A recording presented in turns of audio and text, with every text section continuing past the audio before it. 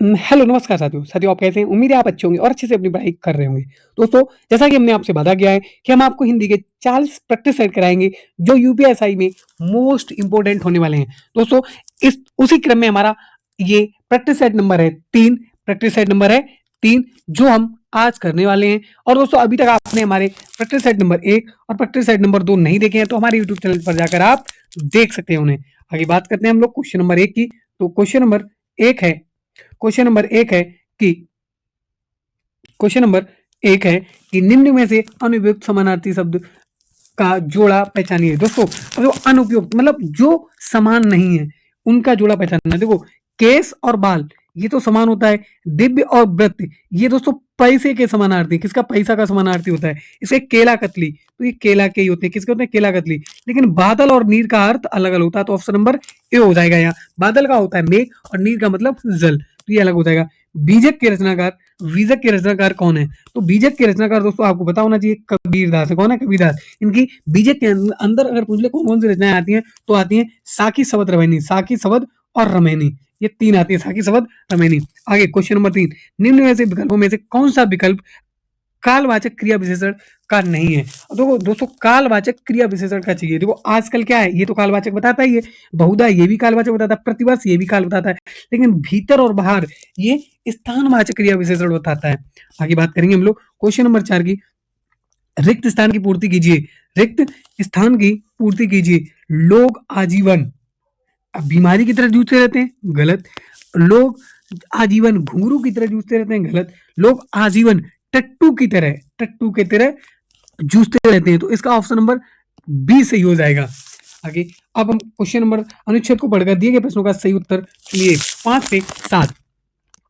अब ये अनुच्छेद दोस्तों हम लोग पढ़ेंगे तो ये अनुच्छेद दोस्तों है कि मनुष्य के जीवन में स्वावलंबन और आत्मनिर्भरता दोनों का वास्तविक अर्थ एक ही माना जाता है। आलंब का अर्थ है आश्रय या सहारा या आप बनना, किसी दूसरे का बोझ न बनकर या किसी पर निर्भर न होकर अर्थात आश्रित न रहकर अपने आप पर निर्भर और आश्रित रहना। इस तरह दोनों शब्दों का परावलंबन या पराश्रिता त्याग कर सब प्रकार के दुख और कष्ट सहकर अपने पैरों पर खड़े रहने की शिक्षा और प्रेरणा देने वाले शब्द हैं। मानव जगत में दूसरों पर आश्रित होना एक प्रकार का पाप है। व्यक्ति के अंततः व्यक्तित्व को हीन और तुच्छ बना देने वाला हुआ करता था। पराश्रित अवस्था में व्यक्ति आश्रयदाता के अधीन बनकर रह जाता है। दोस्तों अभी तक आपने हमारे YouTube चैनल को सब्सक्राइब नहीं किया तो सब्सक्राइब जरूर कर दें। आगे बात करते हैं इशारों पर नाचने वाली कठपुतली बनकर रह जाता है। सर्वत्र बद्धता और व्यवस्था ही दिखाई देती है। तनिक सी अभिलाषा के लिए किसी दूसरों का मुंह ताकना पड़ता है। मन मारकर जीवन व्यतीत करना पड़ता है। इसलिए स्वाधीनता और स्वावलंबन को स्वर्ग के द्वार पुण्य कर्मों का परिणाम या सर्वोच्च स्वीकार किया गया है। दोस्तों अब क्वेश्चन देखेंगे हम लोग क्वेश्चन नंबर 5 कि इस गद्यांश का उचित शीर्षक क्या होगा? दोस्तों यहाँ सीधा उचित शीर्षक क्या होगा? ऑप्शन नंबर ए हो जाएगा स्वावलंबन और स्वर्ग का द्वार।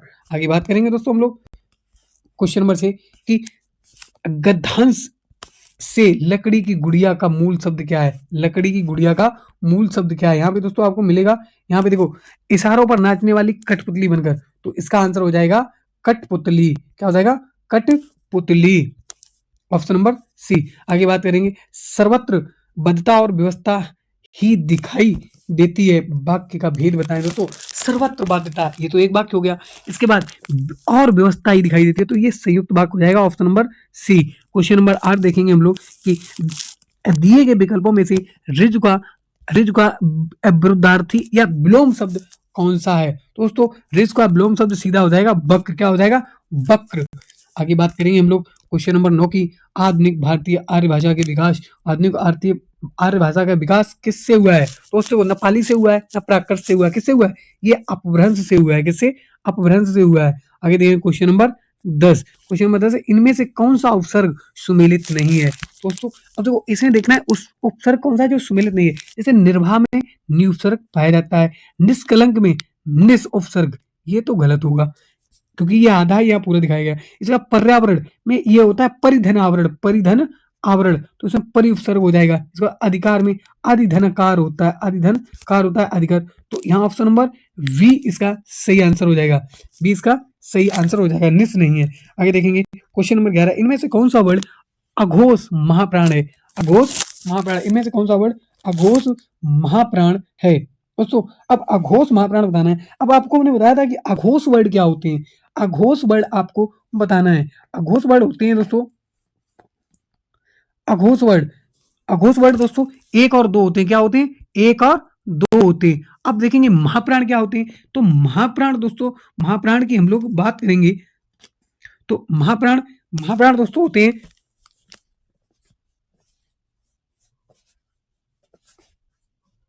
2 और 4।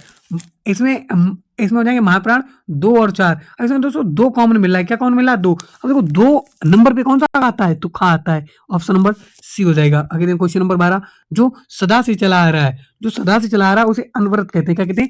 अनवरत कहते हैं। आगे परमावसद शब्द का संधि विच्छेद कौन सा है? देखो परमा औषध का संधि विच्छेद उसने पूछा है दोस्तों, ये हो जाएगा अपर औषध, ये गलत है। परम प्लस औषध गलत है। परम प्लस औसत ये सही हो जाएगा, क्योंकि यहाँ छोटा आ दिया, यहाँ बड़ा आ दिया गया। तो ये ऑप्शन नंबर बी हो जाएगा। और अब देखेंगे क्वेश्चन नंबर 14, क्वेश्चन नंबर 14, खिचड़ी पकाना मुहावरे का अर्थ क्या है? खिचड़ी पकाना मुहावरे का अर्थ क्या है? स्वादिष्ट भोजन बनाना, स्वादिष्ट भोजन बनाना गलत। इसके बाद गुप्त खोज, गुप्त धन की खोज निकालना, ये भी गलत हो जाएगा, ये भी गलत है। रोटी के लिए तरसना, ये भी गलत हो जाएगा। इसका हो जाएगा ऑप्शन नंबर डी षड्यंत्र करना। आगे देखेंगे 15, जिस पंक्ति या जिन पंक्तियों में एक ही शब्द के अर्थ अनेक निकलते हैं तो वहां पर कौन सा अलग होता है? तो अलंकार में क्या श्लेष अलंकार कहता है? जहां एक शब्द आए चिपकंत होती है। श्लेष में क्या होती है? चिपकंत। जहां एक शब्द के कई अर्थ निकले तो वहां श्लेष अलंकार होता है, वही उसने बताया है। आगे बात करेंगे हम लोग कि क्वेश्चन नंबर 16, क्वेश्चन नंबर 16 है, निम्न में से गवया शब्द क्या है? तो दोस्तों गवया शब्द क्या है? तो दोस्तों आगे बात करेंगे गवैया शब्द क्या है। तो दोस्तों गवैया शब्द ये तो तत्सम तो है नहीं, ना है देशज, तो ये क्या हो जाएगा? ये ना देशज है ना विदेशज है, तो ये कैसा हो जाएगा? ये हो जाएगा तद्भव शब्द। कैसा? तद्भव। इनमें से कौमुदी का समानार्थी है, कौमुदी का समानार्थी है। तो कौमुदी का समानार्थी क्या हो जाएगा? कौमुदी का समानार्थी, तो ये इसके तीनों हो जाएंगे, ये सभी हो जाएंगे। चंद्रिका, जुनहाई और ज्योत्सना, ये इसके सभी हो जाएंगे। ऑप्शन नंबर डी हो जाएगा। उजियारा है, चंद्र प्रवाह है, और भी इसके कई होते हैं। आगे देखेंगे क्वेश्चन नंबर 21, अंतरराष्ट्रीय मातृभाषा दिवस कब मनाया जाता है? ये तो दोस्तों पता ही होगा, 21 फरवरी को मनाया जाता है। कब मनाया जाता है? 21 फरवरी को मनाया जाता है। आगे बात करेंगे उन क्वेश्चन नंबर 19, खड़ी बोली इनमें से किस अपभ्रंश से निकली है? तो दोस्तों खड़ी बोली कहाँ से निकली है? तो ये सौर सैनी से निकली। कहाँ से निकली है? सौर सैनी से निकली है। हिंदी में अनेक उपबोलियां हैं। अब भारत में बोलियों की बात करें तो ये 18 है। कितनी बोलियां हैं? 18 बोलियां हैं हिंदी में, याद रखना है 18।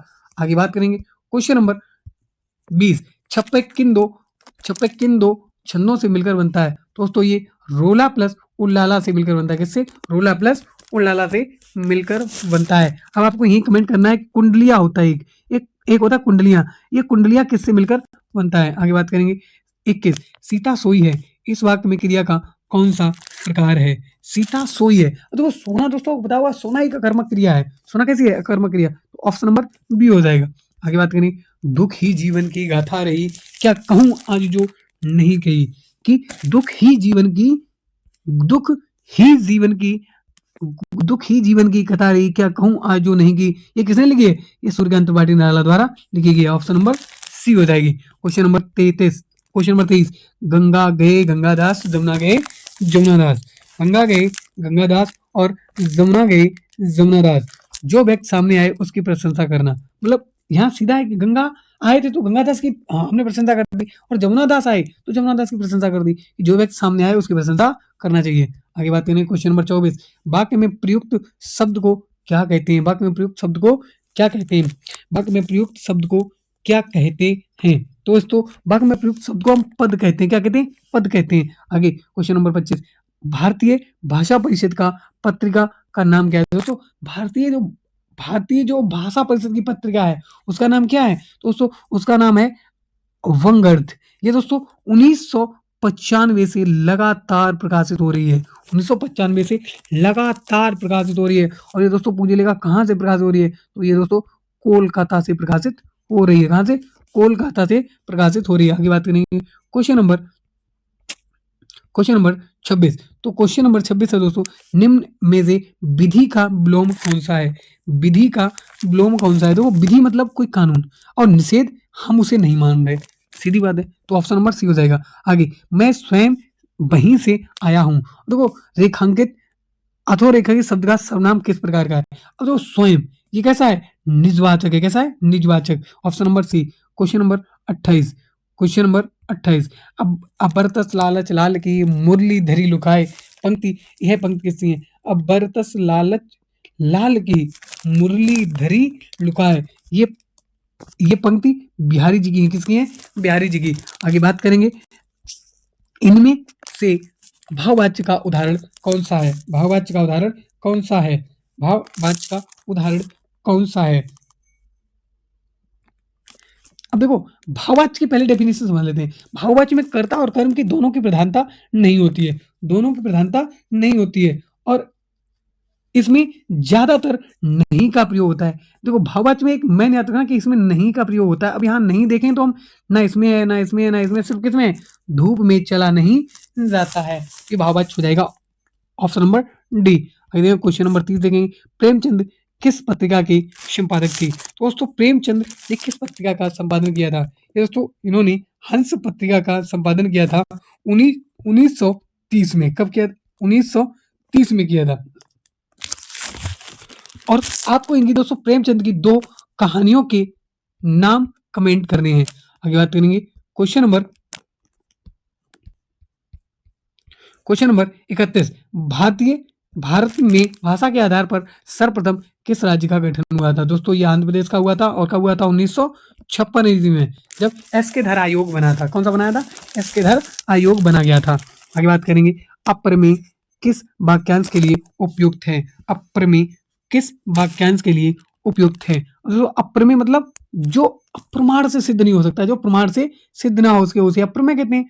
आगे बात करेंगे क्वेश्चन नंबर 33। जिस समास के दोनों पद प्रधान होते हैं तथा जिसमें समुच्चय बोधक अव्यय का लोप दिया जाता है, उसे हम क्या कहते हैं? दोस्तों अब देखो समुच्चय, अब तुमने अगर पढ़ा होगा तो तुम्हें पता होगा, नहीं पढ़ा तो कोई बात नहीं। इसमें क्या लग जाएगा? तो जब इसमें दोनों समास, दोनों पद प्रधान होते हैं और तथा या का लोप होता है, इसमें लोप होता है, तो यहाँ क्या लगेगा? द्वंद्व समास लगेगा। क्या लगेगा? द्वंद्व समास लग जाएगा। आगे बात करें क्वेश्चन नंबर 34। इनमें से पंडित में प्रयुक्त प्रत्यय कौन सा है? पंडित में प्रयुक्त प्रत्यय कौन सा है? दोस्तों ये पंडित मतलब या हो जाएगा। पंडित अगर लिखेंगे पंडित तो ये ता तो आएगा, लेकिन या यहाँ से यहाँ जाएगा, तो ऑप्शन नंबर ए। आगे देखेंगे क्वेश्चन नंबर 35। निम्न में से कौन सा शब्द, कौन सा सद तत्सम वो तद्भव नहीं है? तो ये देखेंगे दोस्तों, कसौटी, कांठ, कार्य या कहानी। तो दोस्तों काठ माने क्या होता है? लकड़ी। काठ का खिलौना, लकड़ी। तो ऑप्शन नंबर बी हो जाएगा। क्या हो जाएगा? Option number B. अब देखेंगे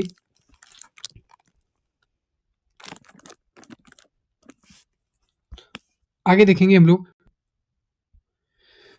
क्वेश्चन नंबर 36। Question number 36। शिक्षक शिक्षक कौन सा प्रकार, शिक्षक संज्ञा का कौन सा प्रकार है? शिक्षक संज्ञा का कौन सा प्रकार? दोस्तों समूहवाचक तो नहीं है, व्यक्तिवाचक भी नहीं होगा और भाववाचक नहीं होगा। क्या बचा? जातिवाचक है। आगे क्वेश्चन नंबर 37। निम्नलिखित में से खर का पर्यायवाची है। निम्नलिखित में से खर का पर्यायवाची है। दोस्तों खर का पर्यायवाची उसने पूछा। क्या पूछा? खर का पर्यायवाची। तो ये खर मतलब होता है गधा। खर मतलब गधा होता है। क्या होता है? खर मतलब गधा होता है। अगर बात करें वात्सल्य रस का सम्राट किस कवि को कहा जाता है? दोस्तों वात्सल्य रस का सम्राट सूरदास जी को। किसे कहा जाता है? सूरदास जी को कहा जाता है, क्योंकि ये कृष्ण की शाखा के कवि थे।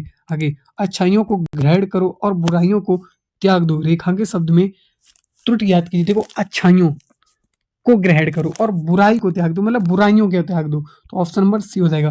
Question number 40। द्रविड़ भाषा परिवार के अंतर्गत कौन सी भाषा आती है? दोस्तों इसमें द्रविड़ भाषा मतलब दक्षिण भारत में कौन सी बोली जाती है? तेलुगु बोली जाती है। दोस्तों अभी तक आपने हमारे चैनल को सब्सक्राइब नहीं किया तो चैनल को सब्सक्राइब जरूर कर दें और वीडियो को शेयर दोस्तों अपने दोस्तों तक जरूर पहुंचा दें। जय हिंद, जय भारत।